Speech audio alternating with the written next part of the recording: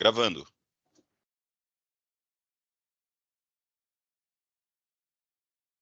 Gravando, presidente. Obrigado, Jailson. Bom dia a todos. Hoje, 22 de março de 2024, estamos iniciando a sessão de julgamento da 7ª Câmara Julgadora do Tribunal de Impostos e Taxas.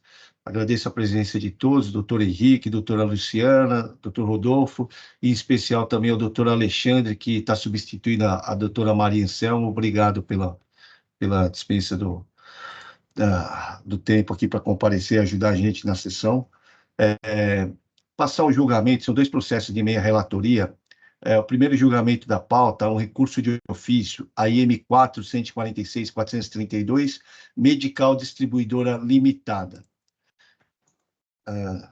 Não, vou passar a leitura direto do voto, ultrapassando, o voto já estava disponível, né?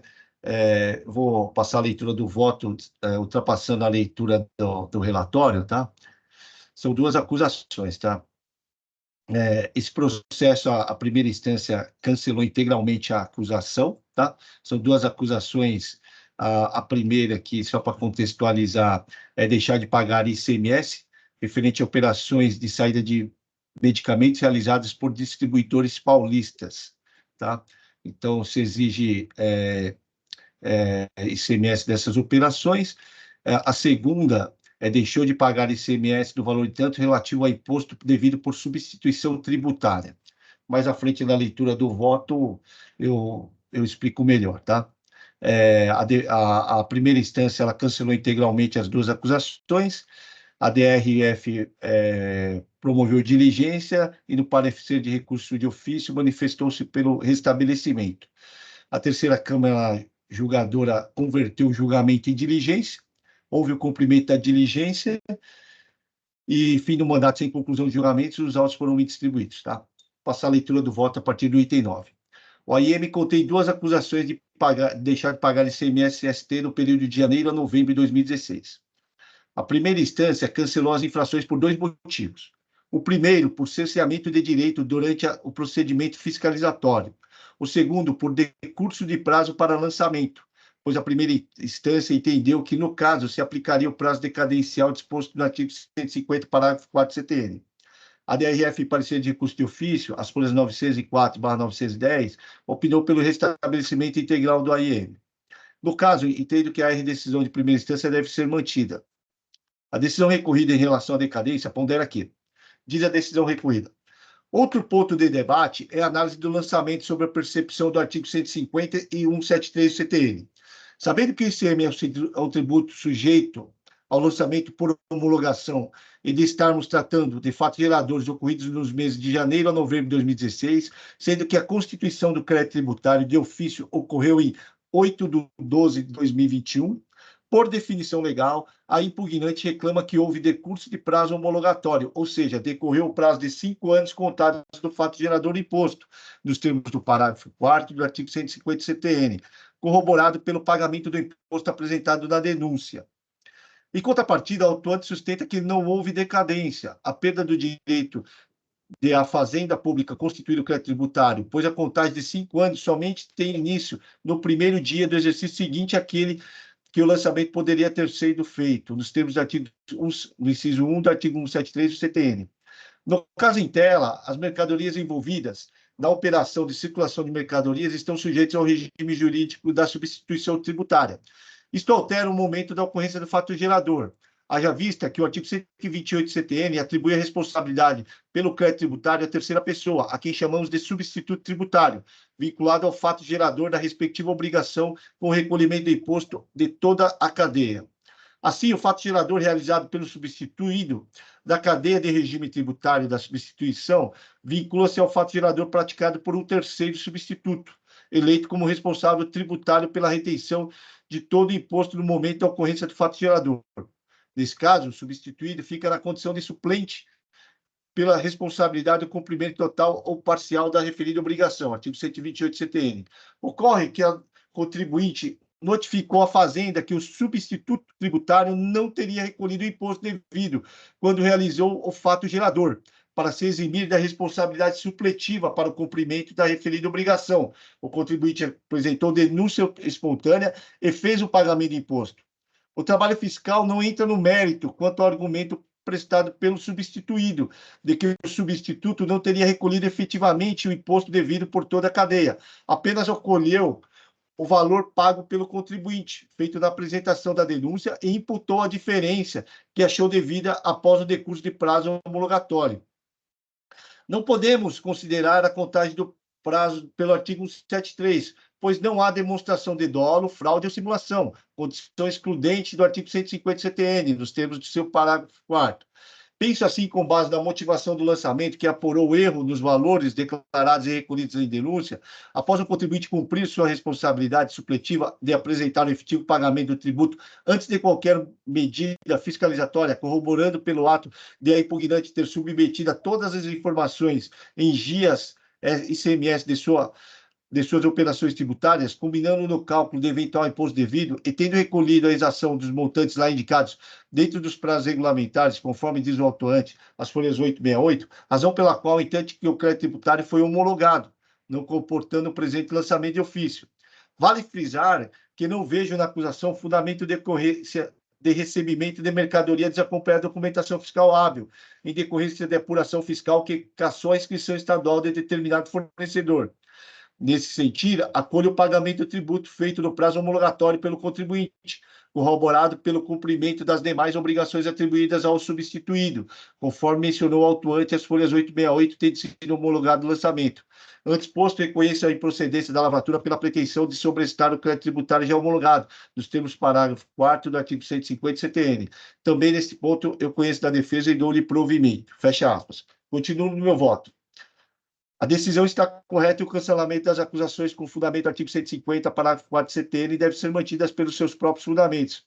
Registro que a Igreja de Câmara Superior, no julgamento da IM 4000.095, dígito 3, manteve o entendimento de que se aplica o artigo 150, parágrafo 4 CTN na contagem de prazo decadencial. No julgamento do AIM 4000.095, dígito 3, a acusação de falta de pagamento se referia à importação por conta e ordem. Nesse caso, também não houve recolhimento parcial para o Estado de São Paulo.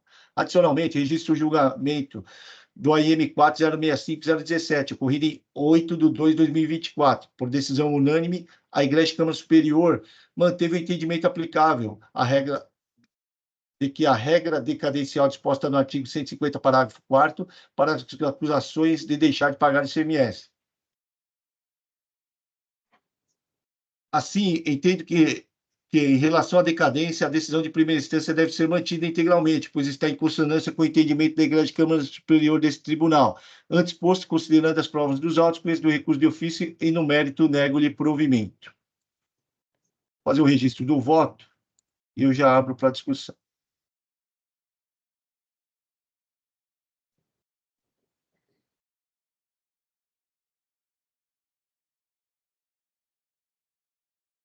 O voto está registrado, eu abro para discussão. Presidente, eu gostaria de solicitar vista nesse caso. Okay. Pode fazer o registro, doutora. Eu queria parabenizá-lo pelo voto. Eu queria só olhar com um pouco mais de detimento à matéria. Talvez eu até concorde com o seu entendimento, mas eu queria analisar um pouco mais com calma. Ok, obrigado. Doutor Rodolfo, gostaria de levar em vista também ou espera para a manifestação no retorno? Doutor Silvio, eu vou aguardar a manifestação da doutora Luciana e, conforme for, junto alguma manifestação também da representação fiscal. Tá bom? Ok, obrigado. Doutor Henrique, doutor Alexandre, gostaria de se manifestar? Não. Bom, diante do pedido de vistas da doutora Luciana, vamos aguardar o retorno e a gente continua o debate na volta. Ok, obrigado, doutor Henrique. Doutor presidente, no mesmo sentido do doutor Henrique, eu acho prudente aguardar as colocações da doutora Luciana. Tá, joia. Obrigado. Vou encerrar o julgamento desse processo, então, vamos passar ao último julgamento do processo da pauta. Processo também de minha relatoria, AIM 4011-013, usina Santa Rita S.A., açúcar e álcool em recuperação judicial. O voto também já estava disponível. Eu vou ultrapassar a leitura do relatório. É uma acusação de remessa de mercadoria desacompanhada de documento fiscal, tá? Aqui. A partir do item 6, eu vou passar a leitura. O AIM contém acusação de remessa de mercadorias desacompanhadas de notas fiscais, uma vez que os documentos fiscais contêm falsidade ideológica relacionada às informações do transportador. O relatório circunstanciado, de folha 7/9, informa que as notas fiscais foram emitidas para remessa a contribuinte Vetor Comércio de Combustíveis Elétricos e que não foram apresentados os respectivos conhecimentos de transporte dos produtos da transportadora indicada nos documentos fiscais, TSP Transporte São Paulo Limitada, e em número tal. Informa ainda que os documentos foram escriturados no livro registro de entradas da Vetor e que a Vetor, responsável pelo transporte, informou que não tinha documentos relativos ao transporte e pagou os mesmos em espécie. No sistema da Cefaz, não foram localizadas emissões de documentos relativos ao transporte. Em diligência transportadora, a mesma informou que não prestou serviço de transporte. Diante do cenário, concluiu o fisco que as mercadorias ocorreram desacompanhadas do documento fiscal, dada a informação de declaração falsa em relação ao transporte, nos termos do artigo 184, inciso 3 do RICMES, que assim dispõe. Transcrevo a legislação. Só vou passar a leitura da parte grifada. Documento inábil, assim entendido, esse para efeito aquele que, item 3, contiver declaração falsa. Continuo no meu voto. A conduta infracional resta comprovada. Os documentos fiscais contêm dados falsos em relação ao transporte. Vez que a transportadora indicada nas notas fiscais não realizou o transporte. Os documentos trazidos pela autuada, ordens de carregamento, não fazem prova do transporte, são de emissão da destinatária, e a cláusula FOB não pode ser oposta à fazenda, nos termos do artigo 123 do CTN, acho que é 132, né? Acabei errando aqui, né? Só um minutinho aqui. Acho que o 123 é questão das convenções particulares. Isso, é o 123 mesmo. Tá. A infração à legislação resta comprovada e, como considerado na decisão recorrida, a autuada, nos termos da legislação, deveria exigir o conhecimento de transporte eletrônico, CTE, e não apenas as ordens de carregamento. Vejamos.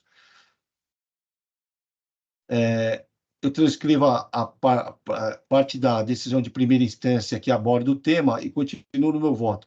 Por fim, em relação ao pedido de relevação ou redução da multa, verifico que a conduta infracional não exige pagamento de imposto. O demonstrativo juntado pela FR as folhas 3 indica que a autuada não é contribuinte de pequeno porte. Também registro que, em relação aos antecedentes, o site deste tribunal disponível para consulta no endereço tal informa que a autuada possui, além deste AIM, outros AIMs lavrados, cerca de 20, ou seja, os antecedentes não militam a seu favor.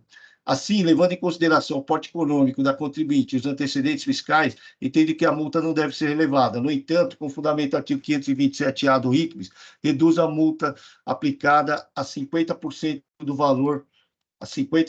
valor exigido na autuação. Antes posto, considerando as provas dos autos, juiz do recurso ordinário e no mérito do parcial provimento para, com fundamento do artigo 527-A do RICMES, reduzir a multa aplicada ao item 1 para 50% do valor exigido na autuação. Fazer o registro do voto e eu já abro para discussão.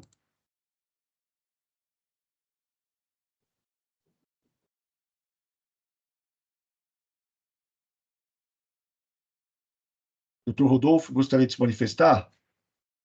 Doutor Silvio, se o senhor me permitir, eu gostaria de juntar uma manifestação, sobretudo a respeito da redução e da multa, que já é um assunto antigo nosso aqui, né?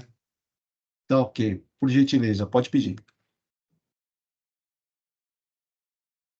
Já foi solicitado. Concedido.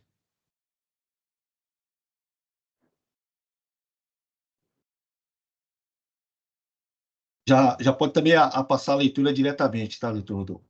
Perfeito.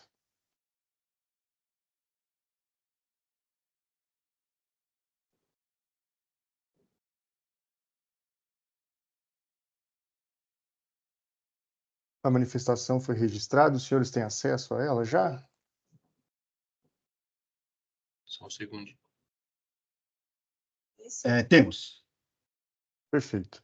Como eu disse, desde o BN anterior, a gente acaba trazendo aí algumas manifestações, chamando atenção para alguns pontos em relação à redução ou relevação da multa, né?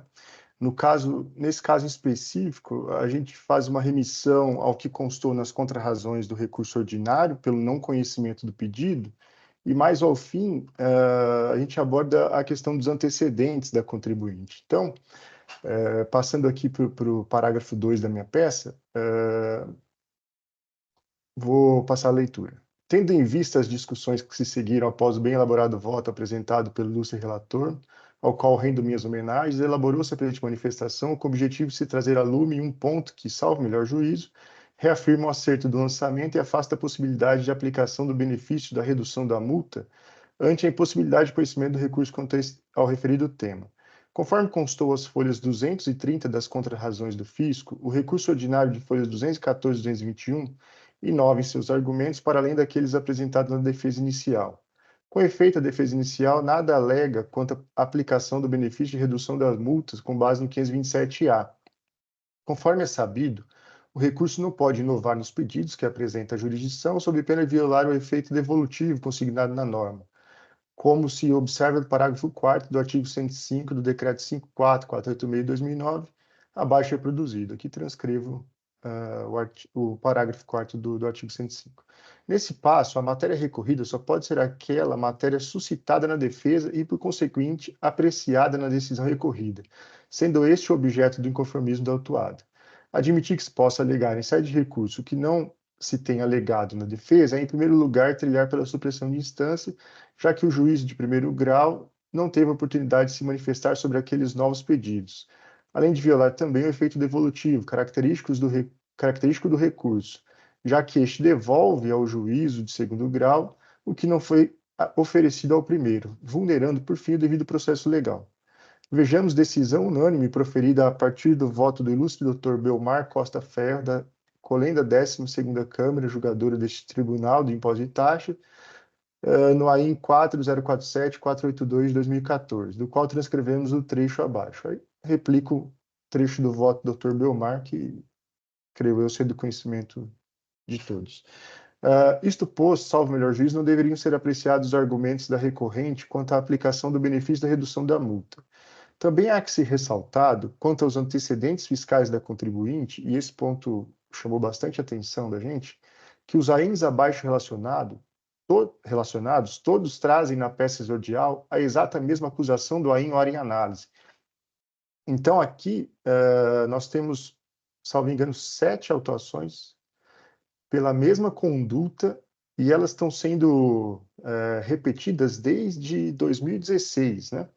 Então, 2016, 2 autos, 17, 1, 19, 1, 20, 3 autos, 21, 1 e a autuação ora em análise.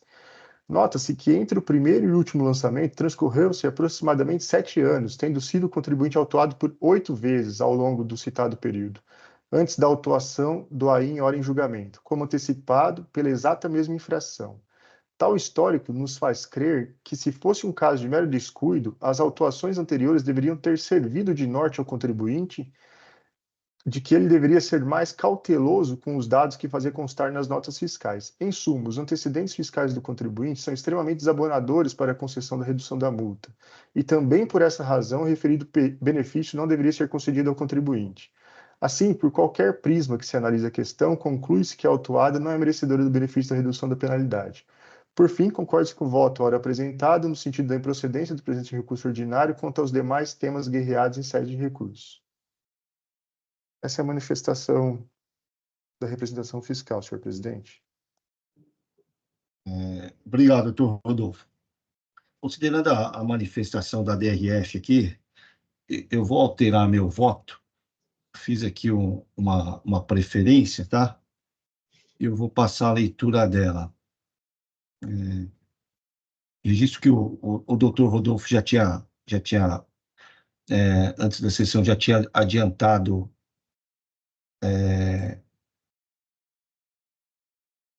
tinha adiantado a manifestação, tá? E aí eu já passei, já tinha tido acesso à leitura da manifestação, então eu vou passar a leitura aqui do meu voto de preferência, tá? Deixa eu só encontrar ele aqui.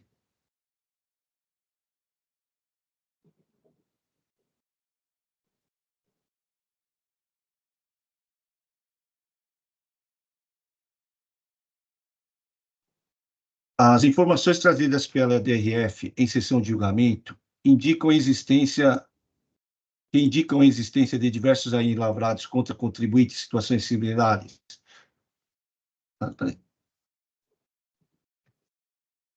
Indicam a existência de diversos aí. Só um minutinho, deixa eu habilitar a edição aqui.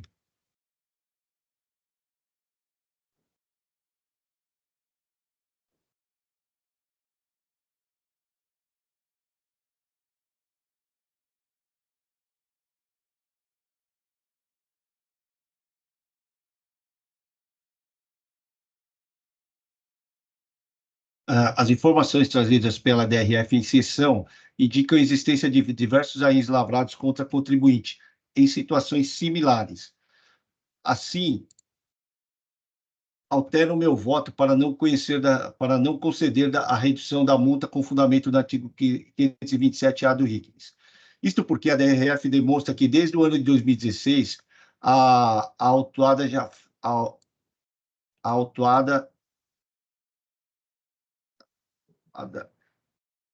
foi,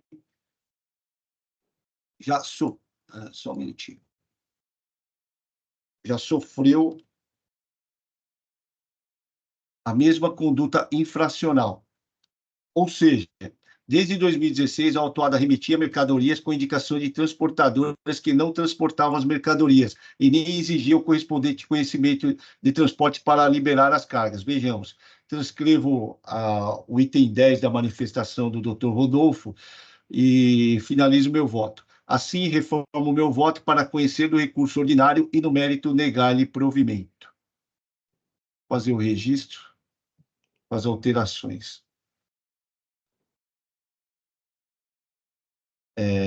Eu abro para discussão, tá? Eu alterei o voto porque a DRF, em parecer de recurso ordinário, ela não indica os antecedentes, tá? Eu fiz a pesquisa dos antecedentes e eu vi que ela tinha mais de 20 antecedentes. Só que eu não verifiquei item por item para saber que os antecedentes, ela tinha mais 7 antecedentes que revelam a mesma conduta. E desde 2016, ela vem sofrendo autuações, né? De emissão de notas fiscais consignando declaração falsa em relação ao transportador. Então, por isso eu decidi alterar meu voto para não conceder a redução da multa com fundamento no artigo 527-A do RICS. Alguém tem alguma dúvida? Gostaria de se manifestar? Sim, presidente. Eu só queria colocar meu posicionamento, que eu concordo com o doutor Rodolfo, né? Que eu acho que a legislação do contencioso, né, ela impede, né, que a instância ordinária realmente aprecie matéria não submetida ao juízo de piso, né? Para não causar uma supressão de instância. Eu só queria registrar, doutor Rodolfo, que o artigo que trata do recurso ordinário é o artigo 112 do decreto, não o artigo 105. 105 trata do recurso voluntário. É só um preciosismo. Acho que não altera nada. Mas em relação ao voto de relatoria, eu acompanho o doutor Silva, eu acho que realmente não se aplica o artigo 527-A. Na verdade, tem o antecedente fiscal, tem a reincidência, o corte econômico, então eu vou acompanhar integralmente seu voto, presidente. Obrigado. Se quer alterar, Rodolfo, quiser deixar assim, também não tem problema. Doutor Silvio, eu acho que fica melhor se der para alterar, né? Eu não sei se é possível aqui. Tá, entra em editar. Deixa eu ver. Aqui, não, tá comigo aqui. Peraí. Conseguiu? Opa, perfeito. Qual artigo, doutora Luciana? Perdão?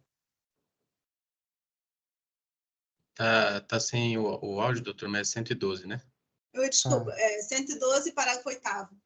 Só um segundo. Que trata do ordinário. Inclusive, eu acabei de ver que eu transcrevi errado. Só um segundinho, doutor Silvio.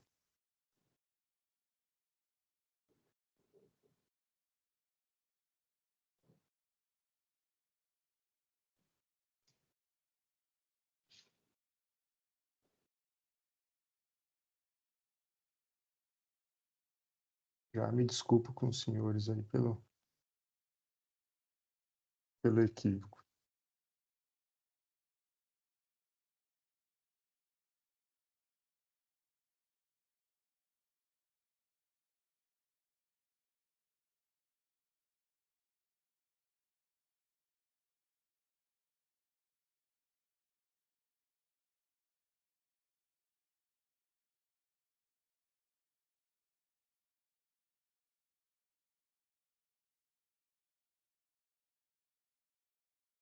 (112), perdão? 102 ou 112? 112, parágrafo 8º. 8º, né? Tá. Perfeito.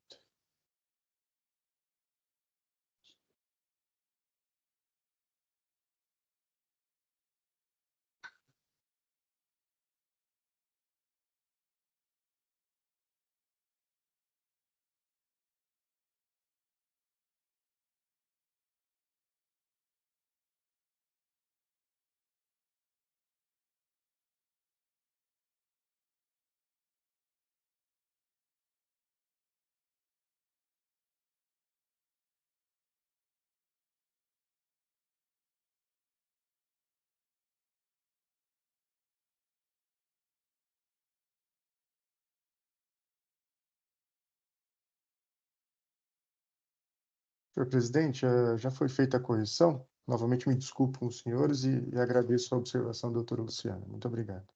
Ok. Alguém mais gostaria de se manifestar ou posso encerrar os debates? Senhor presidente, gostaria só, bem rapidamente, de primeiro dizer que eu acompanho o seu voto. De fato, acredito que as condutas infracionais estão bastante caracterizadas, né, bastante bem caracterizadas aí na acusação e nas provas que estão carreadas aos autos. Parabenizo a representação fiscal, na pessoa do Dr. Rodolfo, pela diligência e acho que é relevante o suficiente para essa alteração na aplicabilidade do 527A, perdão. Então, eu vou acompanhar integralmente o voto. Doutor presidente, demais julgadores, diante da instrumentalidade e a própria efetividade do processo, considerando as colocações da doutora representação fiscal, eu acompanho o voto de relatoria. Obrigado, doutores, pela manifestação. Vou encerrar os debates e passar ao julgamento. Verificando o quórum.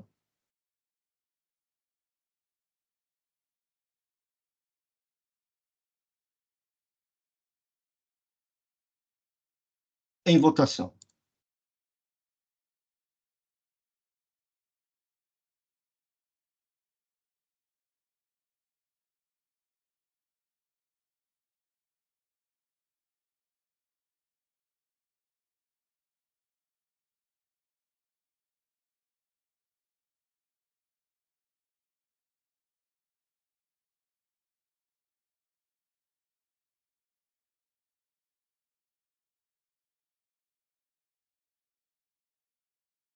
Encerrado o julgamento do AIM 4011-013, Usina Santa Rita S.A., Açúcar e Álcool em Recuperação Judicial, recurso ordinário conhecido e não provido. Com o julgamento desse processo, eu encerro a sessão de julgamento. Agradeço a presença de todos, tá? Em especial ao doutor Alexandre aqui, que substitui a doutora Maria Anselmo. Tenham todos um ótimo dia, um excelente final de semana. Peço a todos que aguardem o encerramento da gravação e da transmissão. Obrigado.